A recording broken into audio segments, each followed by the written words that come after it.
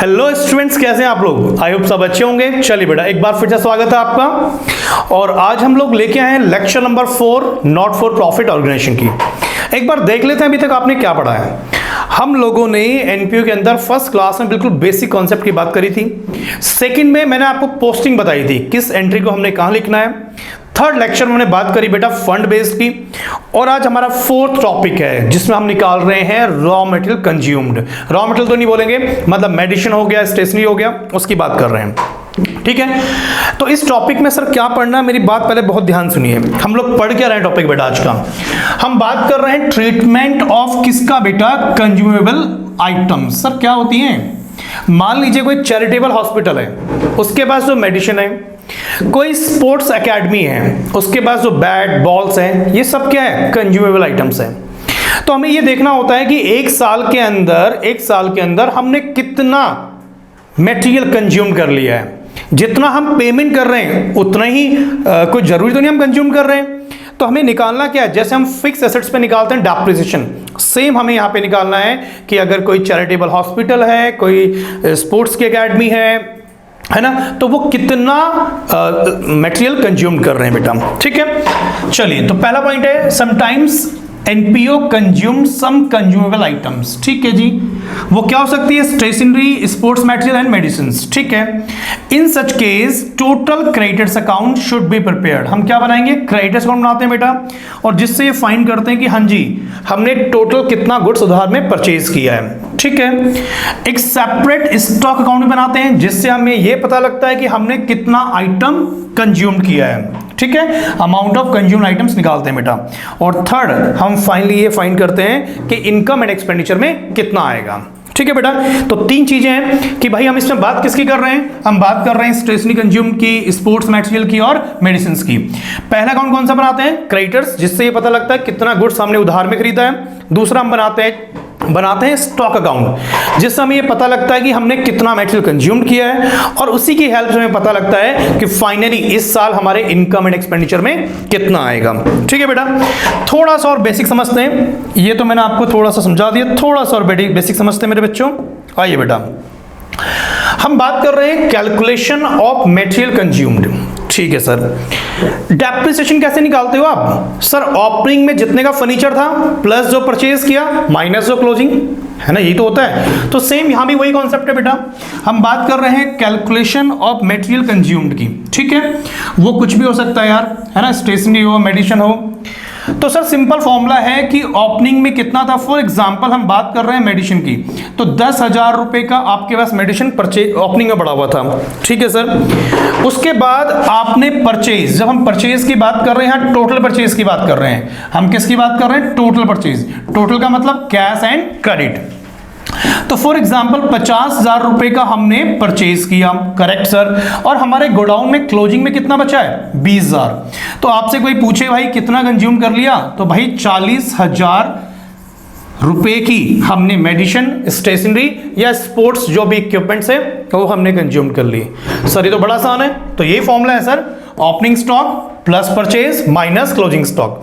बस ध्यान रखना है कि जो परचेज की बात कर रहा हूं वहां टोटल परचेज होगा, कैश एंड क्रेडिट। अब कुछ बातें बहुत ध्यान सुनो। सर अगर क्वेश्चन में क्रेडिट परचेज गिवन नहीं है तो भाई हमें क्रेडिटर्स अकाउंट बना के निकालनी पड़ेगी। सर अगर कैश परचेज नहीं है तो भाई कैश परचेज होगी तो गिवन होगा, अदरवाइज नहीं होगी। तो सर फाइटिंग अब हमारे पास यहां पर ये है कि अगर हमें टोटल परचेज फाइंड करनी है और हमारे पास क्रेडिट परचेज नहीं है तो वो निकालनी पड़ेगी। वो अगर निकल जाए तो हमारा काम बन जाए, कुछ भी नहीं है।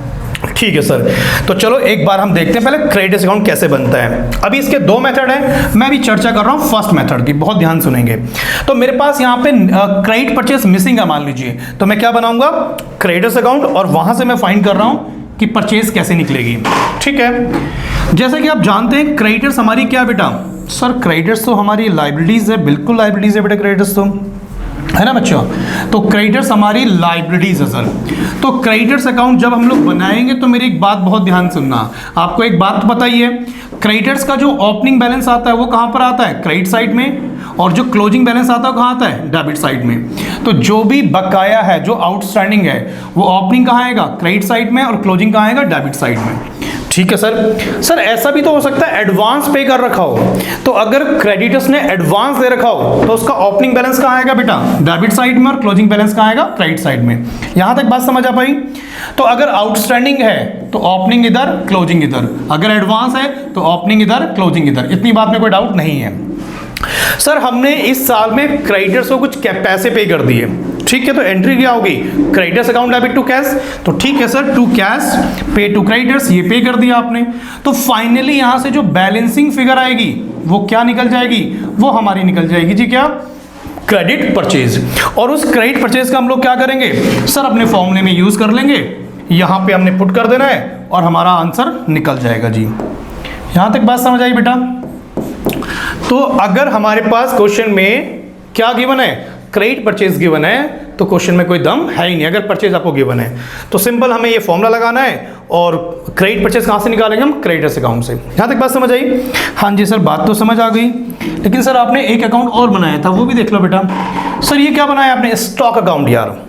तो जो पीछे मैंने फॉर्मूला बनाया ना, opening stock plus purchase minus closing, ये वही फॉर्मूला है, ये वही फॉर्मूला। देखो बेटा, ओपनिंग में कितना, ओपनिंग में कितना,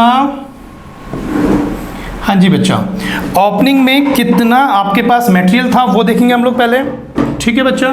फिर हमने कितना उधार में खरीदा, ये कहाँ से आया होगा, क्रेडिटर्स अकाउंट से आया। अगर कोई कैश है तो वो भी कैश देख लेंगे। और फाइनली, और यहाँ पर क्या आएगा, क्लोजिंग, तो ये क्या निकल जाएगी, कंज्यूम निकल जाएगा। तो हम ऐसा भी कर सकते हैं, हम इस स्टॉक अकाउंट से भी फाइंड कर सकते हैं, ठीक है। यहाँ तक बात क्लियर है। चलिए सर, तो सर टोटल मिला के बात ये हो गई कि अगर हमें रॉ मटेरियल कंज्यूम निकालना है तो ओपनिंग स्टॉक देखना है, प्लस परचेज अगर क्वेश्चन में गिवन है, कैश एंड क्रेडिट वो देखना है, और माइनस क्लोजिंग स्टॉक, तो बात हमारी बन जाएगी। और क्रेडिट परचेज कहाँ से फाइंड करेंगे हम, क्रेडिटर्स अकाउंट से। यहाँ तक बात सर बिल्कुल क्लियर है।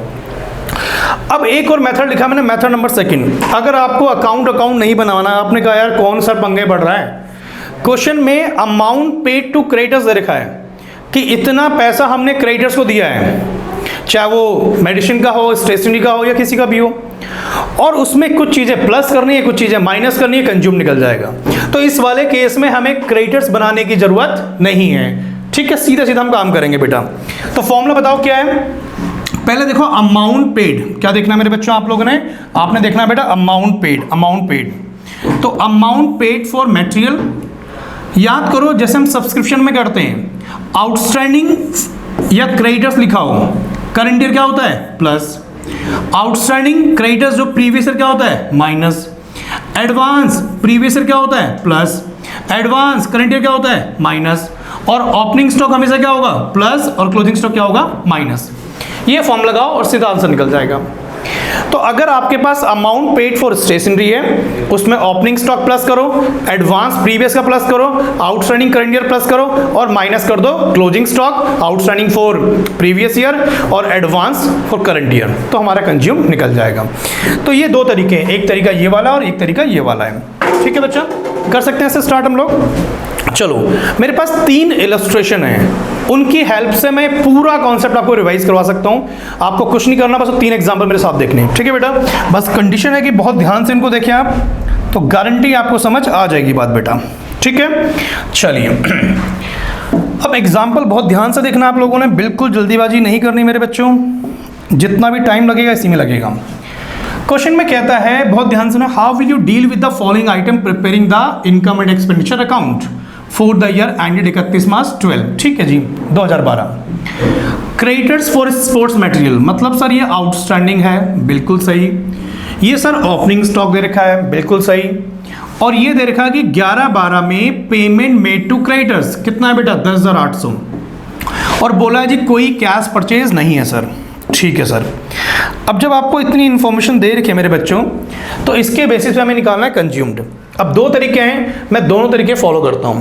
पहला तरीका क्या था, सिंपल, पहला तरीका बताओ क्या था पहला तरीका है अमाउंट पे टू क्रेडिटर्स, कितना बताओ 10,800 रुपए।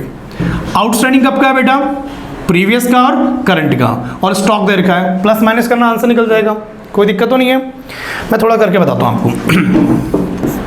अगर हम लोग देखें, हाँ जी यहाँ देख लेते हैं, थोड़ा शॉर्ट में लिख रहा हूं, ध्यान देना बेटा। अमाउंट पेड कितना है? 10,800 रुपए। ठीक है सर। हाँ जी, क्रेडिटर्स का मतलब आउटस्टैंडिंग हो गया बेटा। आउटस्टैंडिंग कब का है? एक तो करंट ईयर का होगा, वो प्लस होगा, और आउटस्टैंडिंग किसका? प्रीवियस ईयर का, वो क्या होगा? माइनस होगा। सर ये तो पता हमें, है ना, प्रीवियस ईयर माइनस होगा बेटा। चलो, प्रीवियस ईयर माइनस होगा और करंट ईयर क्या होगा? प्लस होगा। बिल्कुल सर पता है। ओपनिंग स्टॉक क्या होगा? ओपनिंग स्टॉक तो सर प्लस होता है, और क्लोजिंग स्टॉक क्या होगा बेटा? माइनस होगा। तो क्या निकल जाएगा? रॉ मटेरियल कंज्यूम निकल जाएगा। ठीक है, तो कुछ नहीं करना। अमाउंट पेड कितनी है? 10,800 है। ये हमारा क्या है? आउटस्टैंडिंग प्रीवियस ईयर का है, इसे सर माइनस कर दो। ये करंट ईयर क्या है? प्लस कर दो। ओपनिंग स्टॉक प्लस कर दो, क्लोजिंग स्टॉक माइनस कर दो। आंसर बन जाएगा जी। एक दूसरा तरीका कि अगर हम क्रेडिटर्स अकाउंट बना के देखें बैलेंस शीट में, इसका क्या इंपैक्ट पड़ेगा, ये भी समझना बहुत जरूरी है। मेरी बात ध्यान सुनना। अब इस क्वेश्चन में आपके पास ये नहीं पता क्रेडिटर्स, अगर हम शुरू वाला फॉर्मूला लगाएं, रॉ मटेरियल कंज्यूम वाला लगाएं, तो उसके लिए हमें क्या चाहिए? उसके लिए हमें क्रेडिट परचेज चाहिए। तो एक काम करते हैं, पहले हम बनाते हैं क्रेडिटर्स अकाउंट और यहां से फाइंड करते हैं कितने का हमने उधार में लिया। तो फॉर्मूला क्या होता है? पहले यहां लिखते हैं ओपनिंग क्रेडिटर्स, यहां क्या लिखते हैं? Closing creditors. और कैश पेड कितना किया आपने? 10,800 रुपए। तो बैलेंसिंग फिगर कितना आ गया? 10,100 रुपए। इसे क्या बोलेंगे हम लोग? ये हमारा आ गया परचेज, जो आपने उधार में परचेज किया। ठीक है जी। तो कंजम्पशन या कंज्यूम्ड का फॉर्मूला हमने क्या बताया था? हमने कहा था ओपनिंग स्टॉक। तो बताओ जी, ओपनिंग स्टॉक कितना हमारे पास? ओपनिंग स्टॉक सर ये दे रखा 3,000 रुपए। ठीक है, प्लस परचेज बोलो कितना किया? सर परचेज किया हमने 10,100 रुपए उधार में, कैश तो सर है ही नहीं हमारे पास। और माइनस क्लोजिंग स्टॉक कितना मेरे बच्चों? क्लोजिंग स्टॉक सर 500 रुपए। तो खत्म, आंसर बन जाएगा। बात समझ आई? तो हमने केवल क्या निकाला? वर्किंग नोट से 10,100 रुपए निकाला, और उस 10,100 रुपए की हेल्प से ओपनिंग गिवन था plus purchase minus closing, answer बन जाएगा। या आप ऐसे भी कर सकते हैं। ठीक है, अब इस एग्जाम्पल ने क्या किया है? ये जो हमने कंज्यूम निकाला, इसको भी और आगे ले गया है। उसने stock of sports metal account अलग से बनाया है। तो ये हमारे स्टॉक हमारी क्या है? एसेट्स है। ओपनिंग बैलेंस यहां पर क्या आएगा? Closing balance. फिर वही कितने का मेटेरियल परचेज किया आपने? 10,100 का। तो डिफरेंस जो निकालेंगे क्या निकल जाएगा? कंज्यूम निकल जाएगा 12,800 रुपये। तो एक ही क्वेश्चन को करने के तरीके बहुत अलग अलग हैं। तो आप चाहे तो सीधा ऐसे निकाल सकते हैं बेटा, है ना, या आप पहले क्रेडिटर्स अकाउंट बनाओ, यहाँ से उधार में परचेज निकाल लो और उसको यहाँ पे सीधा यूज कर लो, बात बन जाएगी। ठीक है, आई होप समझ आ गया होगा। एग्जाम्पल सेकंड देखते हैं बेटा हम लोग। ठीक है, तो मैं इसी फॉर्मेट से करा रहा हूँ जिससे कि आपको थोड़ा सा अकाउंट की बात समझ आए। अब यहाँ पे देखो क्या है अमाउंट, पहले बताओ कितने पैसे दिए जी हम लोगों ने इसको? 54,000 रुपये। पेमेंट कितनी करी है मेरे बच्चों आप लोगों ने? 54,000 रुपये करी है सर। तो अमाउंट पेड फॉर है 54,000 रुपये। ठीक है सर। सर ये क्या है? ये है amount due to outstanding. Sir ये क्या है? एडवांस। सर ये क्या है? स्टॉक। और ये पेमेंट दे रखी है। तो एक तो तरीका वही है जो मैंने शुरू में बताया था, अमाउंट पेड टू क्रेडिटर्स, वही 3 चीजें प्लस 3 चीजें माइनस, आंसर बन जाएगा बेटा। लेकिन एग्जाम में अगर बोल दिया क्रेडिटर्स अकाउंट बना के दिखाओ, एक्सट्रैक्ट बना के दिखाओ, तो इस केस में हमें ऐसा बनाना पड़ेगा। तो एक बार देख लेते हैं हम लोग। तो इनकम एंड एक्सपेंडिचर में वैल्यू कैसे आई, अभी इसको फाइंड करते हैं। बैलेंस शीट वाली वैल्यू तो मैं समझा दूंगा, पहले नीचे आ जाऊं। सबसे पहले ये क्रेडिटर्स अकाउंट है, ओपनिंग एडवांस, क्लोजिंग एडवांस। ठीक है बेटा, ओपनिंग क्रेडिटर्स, ओपनिंग आउटस्टैंडिंग और क्लोजिंग आउटस्टैंडिंग। यहां तक बात क्लियर है? कितनी पेमेंट करी है आपने क्रेडिटर्स को? 54,000 रुपए।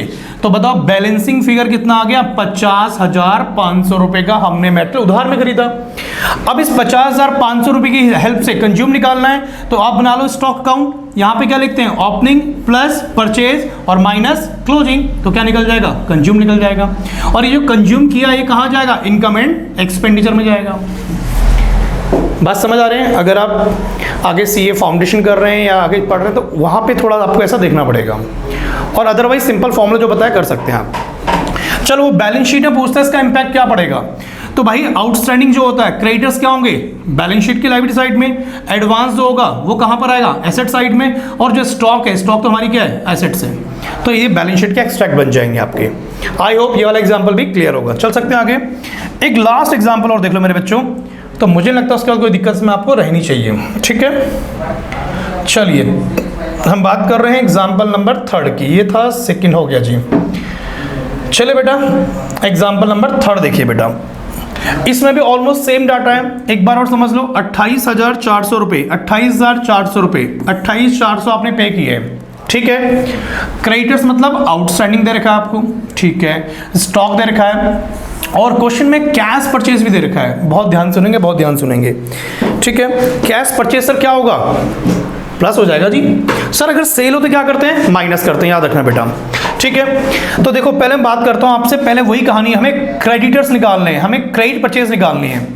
तो आप पहले आओ क्रेडिटर्स अकाउंट में, बताओ जी ओपनिंग क्रेडिटर्स कितने हैं 2300, क्लोजिंग क्रेडिटर्स कितने हैं 5900 रुपए, उसके बाद कैश कितना पे किया 28400, इसमें कोई दिक्कत तो नहीं है, ठीक है सर। तो यहां से क्या निकल गया, यहां से इतने का गुड्स हमने उधार में लिया 32000 रुपए, और कैश में कितना लिया 8000 में, तो कितना हो गया 40000 रुपए। तो अगर हम स्टॉक अकाउंट बनाते हैं तो जब स्टॉक आता है तो क्या होगा, डेबिट होगा। तो स्टॉक कहां से आ रहा है, एक तो हमारे पास ओपनिंग पड़ा हुआ है, फिर हमने उधार में खरीदा, फिर हमने क्या किया कैश में खरीदा, और हमारे गोडाउन में क्लोजिंग कितना पड़ा है 15200, ये रहा। तो फाइनली हमने कितना कंज्यूम कर लिया 32300 रुपए, और ये कहां जाएगा, इनकम एंड एक्सपेंडिचर में। और आपको पता ही है आउटस्टैंडिंग जो क्रेडिटर्स होंगे वो लायबिलिटी साइड में, जो एडवांस होगा एसेट साइड में, स्टॉक कहाँ आता है एसेट साइड में। तो ये जो मैं बता रहा हूँ ये थोड़े से ना अकाउंटिंग की हेल्प से, मतलब इनमें लेजर बनाने पड़ रहे हैं आपको। और इसी क्वेश्चन को अगर सिंपल तरीके से करना है तो मैंने बता ही दिया, अमाउंट पेड टू क्रेडिटर्स कितना है 28400 प्लस कैश परचेज, उसको ऐड कर लो, और वही तीन चीजें जो हम प्लस करते हैं तीन चीजें माइनस करते हैं, उसमें आपकी बात बन जाएगी जी। तो मुझे लगता नहीं इसमें कोई दिक्कत होनी चाहिए। ये 3 एग्जाम्पल है, प्लीज ये देख लो, और शुरू की जो स्लाइड मैंने आपको समझाया था वो मेन क्वेश्चन की जान है, ठीक है बेटा। तो आई होप क्लियर होगा जी, मिलते हैं नेक्स्ट क्लास में। Thank you very much, bye bye, take care.